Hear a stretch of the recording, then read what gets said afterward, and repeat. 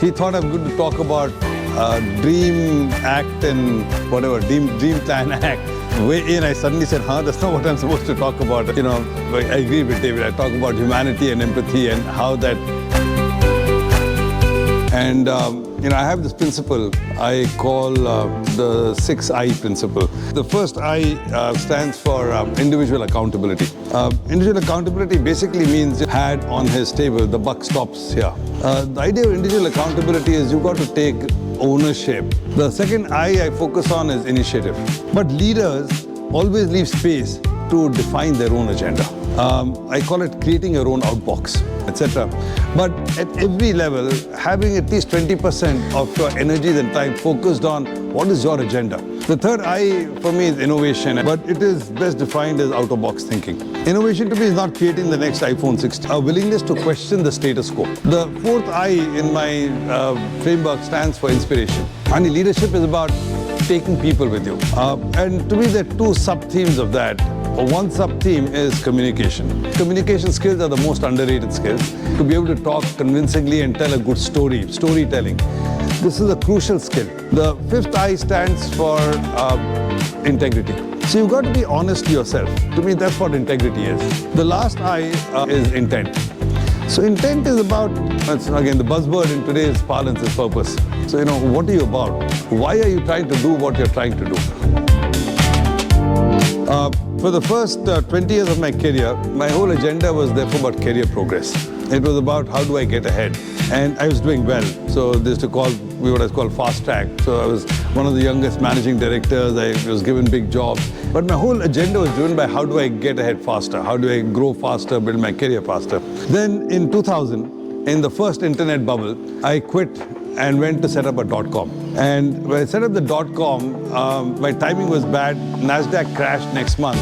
So the .com didn't go anywhere. It failed. Having failed in the .com, I came back to banking and came back to my old job. But I came back with a very different mindset. I was no longer hankering for career growth. I came back with the notion that this is an area where I can make a difference. I can make impact.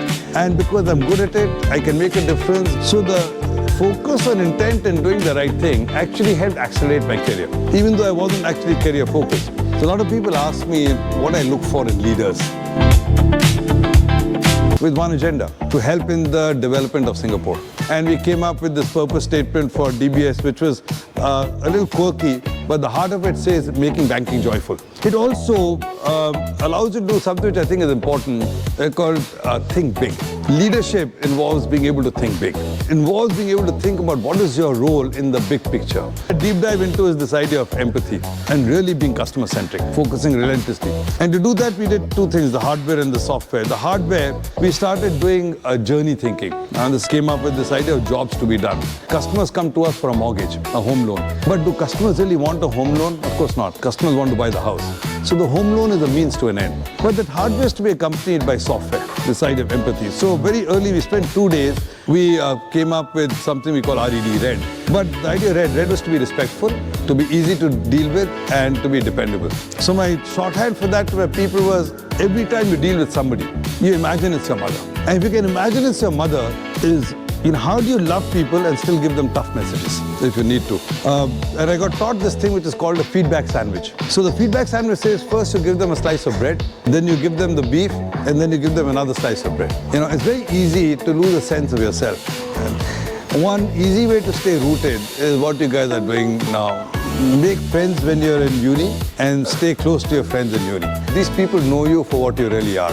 You go back and find your old uni friends, and within 3 minutes they'll bring you back to reality. So that I call think back. So think big and think back. If you can do those two things, you're in good shape. All right, thank you all very much.